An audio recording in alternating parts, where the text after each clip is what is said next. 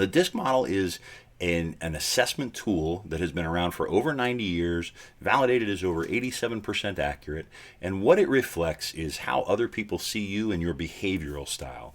It represents a larger behavioral assessment that tells you a lot about yourself, but fundamentally it tells you how you communicate and how others communicate to you, how others perceive you and will interact with you on a communication basis. So we use a piece of it relative to the way you communicate with yourself and with others.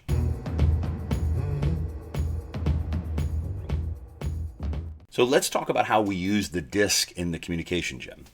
We use the DISC in three fundamental ways. Number one, we want you to know and recognize that you've got a natural communication style. We all do. It's one of the key components of the DISC assessment, is to help you understand your natural communication style.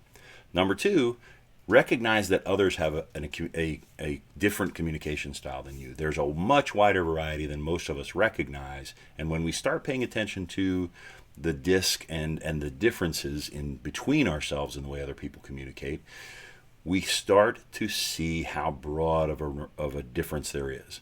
So step number one, recognize that you've got a communication style. Step number two, be able to recognize other people have a communication style. And then step number three, where the rubber meets the road, where the skill comes into play, is your ability to adapt your communication style to the other person and the situation.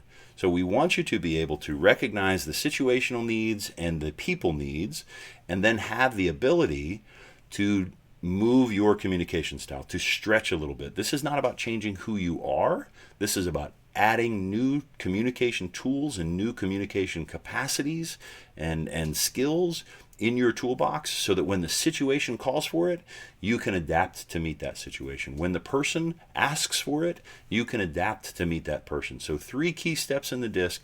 Number one, recognize your own style. Number two, recognize the differences in styles and others. And number three, adapt to meet the situation and the people.